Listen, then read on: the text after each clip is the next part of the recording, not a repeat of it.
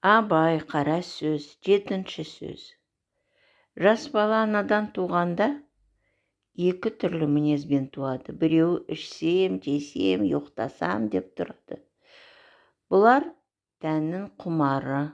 Бұлар болмаса, тән жанға қонақ үй бола алмайды. Һәм өзі өспейді, қуат таппайды. Біреуі білсем екен демеклік.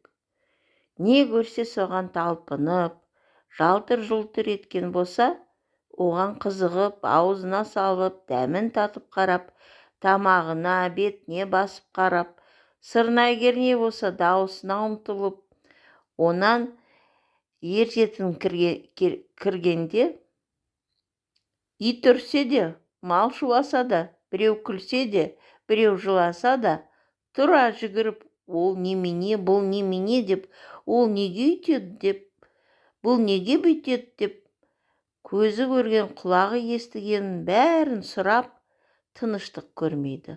Мұның бәрі жан құмары, білсем екен, көрсем екен, үйренсем екен деген. Дүниенің көрінген һәм көрінбеген сырын түгелдеп, ең болмаса, денелеп білмесе, адамдықпен орны болмайды. Оны білмеген соң, ол жан адам жаны болмайды, хайуан жаны болады. Әзелде Құдай тағала хайуанның жанынан адамның жанын ірі жаратқан.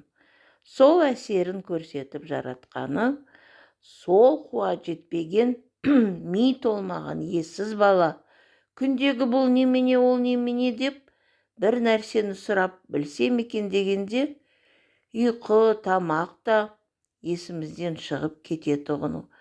Құмарымызды ер жеткен соң, ақыл кіргенде орнын тауып ізденіп, кісісін тауып сұранып, ғылым тапқандарын жауына неге салмайды екеміз? Сол өрістетіп, өрісімізді ұзартып, құмарланып жиған қазынамызды көбейтсек керек. Бұл жанның тамағы еді. Тәннен жан артық еді. Тәнді жанға бас ұрғызса керек еді. Жоқ, біз олай қылмадық. Ұзақтай шулап, қарғадай барқылдап, ауылдағы боқтықтан ұзамадық.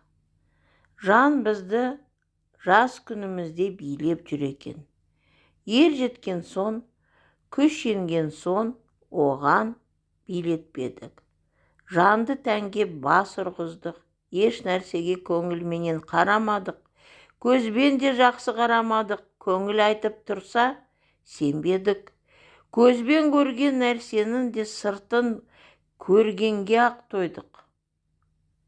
Сырың қалай болады деп көңілге салмадық.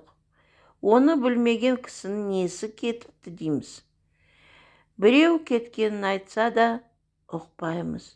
Біреу ақыл айтса, ой, Тәңір-ай, кімнен кім артық дейміз. Артығын білмейміз. Айтып тұрса ұқпаймыз. Көкіректе сәуле жоқ, көңілде сенім жоқ. Құр көзбенен көрген біздің хайуан малдан неміз артық?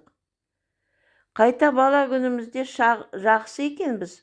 Білсек те, білмесек те, білсек екен деген адамның баласы екенбіз. Енді осы күнде хайуаннан да жаманбыз. Хайуан білмейді. Білемін деп таласпайды. Біз түк білмейміз. Біз де білеміз деп надандығымызды білімділікке бермей таласқанда, өлер тірілерімізді білмей, күре тамырымызды адырайтып кетеміз.